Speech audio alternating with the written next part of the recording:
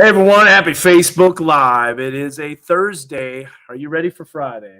Sure am. I Finally, am as well. finally Hope Friday. everybody's doing well. I wanted to give you an update. I know no more rain, says Larry. Legit, man. No more rain, but we do have more rain potentially, and I think it actually does happen on Saturday. You've been looking at this. You put together the forecast, Zach. What you thinking, man? Yeah, well, good news first. Friday should be nice. No Yes. chance to rain. That sun should come out finally, right? Should be a nice Friday. But then Saturday, could see some rain as early as the morning, and then going throughout the day. Cloud cover wins out, and then Saturday evening into overnight, severe storms back in the forecast. Yeah. Tornado threat looks low, Yeah. right? If non-existent. It really does. And there's a reason for that. Temperatures are going to be kind of cool at the surface. With the cool temperatures at the surface, you get what's called elevated instability. But that doesn't mean the storms can't be strong. So there's going to be some energy coming in. And if you guys have some questions, fire away. I'll tell you this, if you're doing some planning, this is what I think, honestly. You're going to have to wait to do some planning Saturday night and into our Sunday morning. Anyways, Saturday night is going to be that potential for storms, and we are talking hail. Hail is the greatest potential, as you can see. Large hail, the main risk for Saturday evening. But that doesn't mean that you should not, pay attention to these. You need to pay attention to these storms, and we don't know exactly where they're going to be. They're going to be isolated, but we'll give you the future track radar. And I'm saying the potential is there. This is nothing set in stone, but there is a good chance that Saturday night will be some pretty highly electrified storms. And here's why. So we got all this energy that's on the West Coast, and that West Coast energy moving eastward is going to be impacting us as we head into our Saturday. Yep. With one wave, as Zach said, Saturday morning, and then the bigger wave that comes in Saturday. Jacob, I see your comment on there. I'm going to answer that about Chief Keith in just a bit, the chief meteorologist at KARK in Little Rock. I'll be discussing that here in just a second, but let me get to this, the timing on the future track. So first of all, everything's quiet tonight. Those low clouds are starting to clear, and high clouds will be kind of abundant. There could be some patchy fog in spots. This is something that we kind of contemplated throughout the night with this forecast. I don't think with the winds staying up, with the high clouds rolling in, and cloud cover maybe not clearing out, that fog might not be a potential as much. Could see some potential patchy, Yeah. in the valleys, but it shouldn't be anything widespread. We'll have to see how that pans out. So here's a look at Friday afternoon. Hey, some sunshine finally. Finally a gorgeous day where it's not raining, it's not storming, and some really nice weather in terms of that aspect. Now, as we move into Friday evening, you're going to see, obviously, the clouds will start rolling in. Now, this is that little wave that Zach and I were talking about. This is going to be Saturday, late morning, perhaps maybe a little bit of shower activity, kind of like a warning shot from Mother Nature saying, hey, we need to watch these storms closely. There it is, Saturday, late morning into the early afternoon, popping up some showers. Then it moves out, but now watch, Saturday evening, here comes that energy. And I'll highlight where it's coming from. But Saturday evening into Saturday night, look at the thunderstorms popping up. Now, there's one storm that this model is showing in the River Valley. Yeah. The River Valley really needs to watch it because the ingredients for that mostly unstable cape will be making it back into the area. And for those that really want to understand why it's not going to be tornado potential and hail potential only, maybe some damaging winds too, let me know. Comment. I'll go through it. If not, we'll leave it at that. You can just take our word for it. And then as we move into Saturday night and Sunday morning, everything kind of starts to clear out, maybe a few lingering showers, but there is that severe weather risk again. All right, let me definitely say something about this. So this is what Jacob said. Did you hear about the KARK chief meteorologist? Contrary to rumors, he did not collapse on air. No, and I knew that right away. He did not collapse. The viewers heard him taking off his mic. His mic was on, and then it fell off the desk. Now, I'll be honest. I've seen the video. It sounded like it was a collapse. I could see why people thought because he was talking and he had a little bit of, stumbling, kind of like his brain wasn't clear, like brain fog. We've all had that on the wall, but you could tell something was definitely different. So Yeah. our prayers and thoughts are with him. Keith, hope you get better. You probably won't see this, but just know that we're thinking of you for sure. He did leave the studio on his own power, That's good. so that was Yeah. good. And he's okay. They're checking out everything with him. But yeah, it's definitely a very let's just say nervous TV when you see that. Oh yeah. Yeah, there's no doubt about it because he's super polished, super polished. So, all right. You're very welcome. I am just north of your coverage area in Neosho. Watch you often. Well, thank you. I appreciate that. Unfortunately, we have very limited space on our on our graphics. So I know you're watching in Neosho. We just we only have a limited space. We've Yeah. got the banners on there. They've got to have legends. We've got the ticker at the bottom. So yeah, it's kind of hard to always include that. But Neosho is going to be a little bit, Steve, I think personally, outside of the severe weather coverage area. Someone asked Jacob, Alex Hall hinted on Twitter that the slight risk could move more north. Well, I mean, that can happen a lot of times. You can have slight risks that shift constantly. And it all depends on this energy that's coming in from the west. So, thank you. Appreciate that. Hey, Sarah said like your ties tonight. That's cool. Thank you. I love these ties. These are chaps ties, and I wish I could find more of these because they just pop really good on the Yeah, air. I like that. What kind of tie you got? Man? This is a Joseph A. Bank. Oh yes, a Jose Bank Reserve. Yeah, Yeah. that's nice. We'll get to the 2-week forecast, but Larry, you got to understand something. This is such a tough pattern. Zach, why is it so tough, man? What's going on? We've been stuck in this pattern, this atmospheric river, this system after system. This keeps coming over in northwest Arkansas, and it's not looking like it's breaking down anytime soon.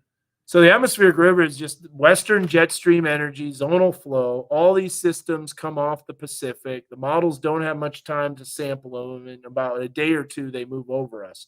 Right now, the West Coast is getting blasted by this storm. This is a major winter storm. But the energy that we're going to be tracking actually comes from west of California. And we can actually show this and demonstrate this for those that are interested. And even if you're not interested, I'm still going to show you because I think this is kind of cool to look at and to analyze. So first of all, you're going to see all these little pieces of energy that are off the west coast of the United States. So it's kind of a little bit tough to see which piece of energy is going to cause the storms to form. You see all that? Now watch as this moves in over time. If it moves, there we go. It's loading the data. So there it is coming overhead Friday morning, hitting the west coast. Then you can see it kind of ride up and over a slight ridge. Okay, so here's all this energy where we're going to see some shower activity popping up. Remember, the rain happens ahead of this. And then you can see it dropping back down to the southeast. This is the main energy that comes in right here that you can see west of our area on Saturday. And so there it is diving in. Now, one of the things that I don't like for you guys is the hail potential. These types of systems typically produce some large hail because the system's coming in from the northwest. Northwest means colder temperatures aloft. That means steeper lapse rates. And that means, well, let's just say greater instability. Yeah, more Cape. Yeah, more Cape. More Cape. I know all you need to say is rain, rain, rain, and more rain. Not fall out. That's the next 2 weeks. So I will say this for those that are watching for the next week, we can tell you that this is what the 7-day forecast is, Larry. So tomorrow's great. Mornings are going to be chilly, close to freezing. Not sure there's going to be a frost considering the wind, though. As we move into our Saturday afternoon, you're going to see a nice day, actually. Saturday afternoon, I think we get a break from the storms. Saturday night, when that storm activity rolls in, and then Sunday morning, early morning, the storms move out. So won't last long. Let me remove our camera on the screen because there is a lot of uncertainty about this precipitation for the end of next week. Now, here's the deal. One model in particular, wanted to troll us. We're not going to mention it. Yeah. Well, we are going to mention Oh, we could it. mention it. Yeah. It's the GFS, the garbage forecast system. Like 14 inches of snow. Yeah, it's crazy. So that's the end of next week. It already took it out. It went from 14 to like 1.1, and it's Gone. going to continue to disappear. I really hope nobody projected that forecast because we didn't. I'm not even going to show it because it's ridiculous. Now, if it gets to 3 days out and it starts showing this and it's trending that way, then obviously we're going to be talking about it. It's trolling, absolutely. Don't forget that all the models had cold weather late March into early March, late February and early March. Remember that? Yep. Here we are, pretty much about average, a little bit above. I mean, we had 73 degrees. We had an 80-degree day. Yeah. Yeah, it hasn't been cold at all. Now, I do think that there's still some cold weather in our midst. Yeah, especially Tuesday morning. It should be below freezing. So Tuesday morning's pretty cold. Even Monday morning too. So looking like a potential frost Monday, Tuesday. So don't plant yet. You'll regret that. Last freeze is typically the middle of April. I still think we got some cold in our system, and it might be, towards the end of next week around spring break. So spring break is the following week. We'll see how all this pans out. But thankfully, I got some quiet weather Tuesday, Wednesday, Thursday, because I'm gonna have a lot of people that are in the studio. I've got what, 5 tours coming up. Yeah. We had a great tour tomorrow, right? We got a tour tomorrow. Yeah. Had a great super weather kid today. He was awesome. Yeah. Henderson. Yep. I don't know if you got to see him or not. I'm glad I'm not there. Well, I don't know what you mean by that. Probably California, right? Oh, yeah. Yeah, that's right. Yeah. Yep. That's right. I like this weather. I know it's not too bad. Cloudy, cool. I'm kind of done with the rain, though. So what else? Oh, if you like winter weather, go back 55 years. Yeah. March 11th, 12th, 1968, a major winter storm that came through. So that's what we're looking back in weather history. And it was a Red River Rider, by the way, a heavy wet snow that happened in March. We had a big snowstorm here. It was spring break of 2010. Okay. And it came right over us. There was thunder snow. We had a foot of snow. It was a heavy wet snow, but the roads weren't even a problem. Oh, wow. Yeah. Nice. Yeah, it was pretty cool. So at least it wasn't a problem in Fayetteville. And there were some some secondary roads that were a little bit of an issue. But just shows you're not yet done with winter. Still could see some more snow. Jacob's installing a pool. Awesome. I can't wait for summer, man. I've got summer fever. Do I need to pack the blazer for an outdoor wedding next weekend in Northwest Arkansas? That is a good question. Next weekend, I personally think, what do you think? Here's what I think. I think this system comes in at the end of next week, and I highly doubt that there's another system behind that because there's usually these breaks, at least a day or so in between systems.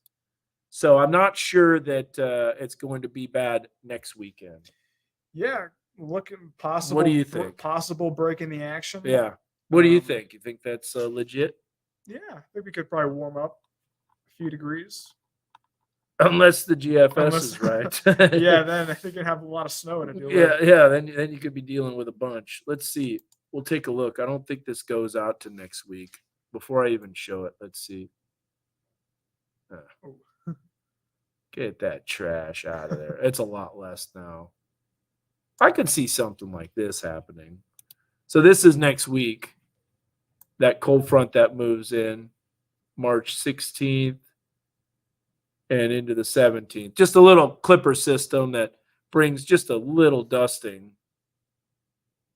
And then, so it does have the weekend in there. Weekend looks pretty uneventful, honestly.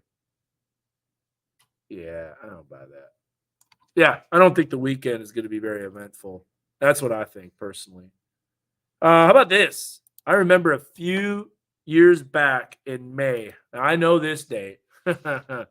2013 in May 3rd of 2013 was the winter weather. It's the latest snow ever on record in Arkansas. Wow. Yeah. And it was a day that I was in a dunk tank. Oh, Yeah. Yeah. I was in there for Children's Miracle Network. did you get dunked in Oh my goodness. 100 times. multiple times? And there were kids that would just walk up there and hit it. There was a wind chill of like 25. The actual air temperature was 35, and it was like flurrying. It was That can't be too healthy. that was not healthy. In fact, I mean- I got pretty sick after that. Yeah. Oh wow. I mean, going in the ice water for like, a minute or two is probably healthy, but Yeah. all day, no. Yeah, and you got a point. But one thing about the snow now, it doesn't stick around for long. It really doesn't. But that 2013. Now, what's also coincidental is we're coming up on the 10-year anniversary of the Moore EF5 tornado. Yeah. So think about the way that the atmosphere is. If we're getting snow May 3rd, 2013, and 17 days later there's a tornado outbreak, that tells you there's a very volatile jet stream pattern. So right now our jet stream pattern isn't extremely volatile, but it's very progressive and very active. And what I mean by that is, here's a look at the jet stream pattern. You got a lot of zonal flow and all these systems ripping through. So there's the system for Saturday. Then it kind of quiets down, and then the system for Friday. And I think the weekend's going to be fine. That's a giant ridge of high pressure. What do we have brewing out here? Look at this. I don't like that. No, I don't like that at all either. It just doesn't stop. Yeah, it's pretty crazy, man. This has been a crazy weather pattern. So any more questions at all? I think we kind of covered everything. So beautiful day tomorrow. Storms Friday night into Saturday. April 10th, 2013, hit my house in church. No, can't forget that. April 10th, 2013. I want to see exactly where that was. There's so many dates, they're kind of all running together. Stand by here. I do remember that. Let's see here. Where were you at? The Botkenberg area. Okay, I got you. Yeah. Trying to look here. I remember that church that got hit. Are we sure that was 2013? Or was that, let's see here. He said April 10th, 2013. Blaze, right on the money, sir. Yep. Oh, yeah, I remember that. The Scotland tornado, Botkenberg, house was destroyed, 18-wheeler flipped over. Yep, you're right on the money there, sir. In fact, let's show you this real quick. So that was a pretty active, it'd be interesting to look at how active that pattern was. So let's do that real fast. Let's go ahead and we'll load up this. Stand by here. So this is a storm prediction center. These are the storm reports, and this is what Blaze was talking about. By the way, Blaze, what a great TV name, huh? Blaze Thomas. I like that. Man, that's legit. I wish I had that name. What's next Thursday looking like? Probably some precipitation. I think it's just going to be rain. Yeah. What chance rain frozen? Very limited at this point. I don't think we need to even talk about it. If it does have winter weather, it would be towards the very end. So let's go through this here. Let's step through. So this is April 11th. Okay, nothing there. You can see that system going across the United States. Let's see. Everything's pretty quiet there. Nothing major. Ooh, April 17th, 2013. That system moved through. Then we were pretty quiet. See, look at the breaks that we had. But then we just didn't get many breaks this year. I mean, it was just a storm after storm. So here is Obviously, there's going to be no severe weather May 3rd, 2013, because it was cold across the entire country. In fact, not a single report. That was the Arkansas snow. But watch what happens here as we get into the end of the year. You're gonna or the end of the month, or the beginning of the month, actually. Severe weather. And look, that's only 5 days after it snows. Yeah, that's crazy. Then it's quiet, and the atmosphere is loading up. And here it comes. May 17th, May 18th, May 19th, May 20th. That was a bad day for us, too. Look at the tornadoes that came through us. Yeah, 37 reports across the whole country. Yeah, let's look at Arkansas here. So Benton County. Yep, photo of a small tornado received. That was Salem Springs. Rocky Branch area. I remember that. That did a lot of damage to the docks. I remember that. Numerous trees down, Rocky Branch, and then let's see, was there any others? And that was, I want to say it was in the evening, yeah, right before. Yeah, so that was pretty crazy. May 20th, 2013. So we had our own weather to deal with. And then May 22nd, 23rd, and then here comes the next one right here, May 28th, 29th, and of course, May 30th, and then May 31st, the good old El Reno tornado. Yeah. So, anyways, that's enough of that, but you get the idea. I feel like Tornado Alley has moved east big time. I would agree with that. There's Dixie Alley for sure. And one of the reasons for that is, just to let you know, the drought monitor, if you ever looked at the drought, this could play a pivotal role in the severe weather season. So let me show you this. This is the drought monitor, and you're going to notice that in the Western Plains, man, it's very dry, exceptional drought. That's about as dry as it can get. So what does that do? Well, that might set up the dry line. At times it might get west enough, but that dry air will mix the dry line east really quick. There's no soil moisture, and that dry line could set up more in central and eastern Oklahoma, which means we get the storms. Get more supercells. Which, by the way, just to let you know, that's exactly what potentially might happen for this system towards our Saturday. There's the dry line. Look at how it's mixing out. There's a warm front. Now, if that warm front lifts into our area, we're going to have to watch for severe weather potential ramping up a little bit more. That's a little too close for comfort. I don't like that. See how that warm front doesn't look like it's going to lift north again? Yeah. I don't think it does. I don't think it makes it into northwest Arkansas. But the River Valley, some of those storms are going to be interesting. We're going to have to watch Scott that. County. The usual suspects, for sure. The heat wave of 2010 missed everything up, I believe. Messed everything up. Yeah, 2010. Holy cow, was that hot. It was? Oh, boy. Just hundreds across the board? Dude. You like it hot, too. Yeah, I don't mind it hot. Well, you don't like this hot. Let me tell you something.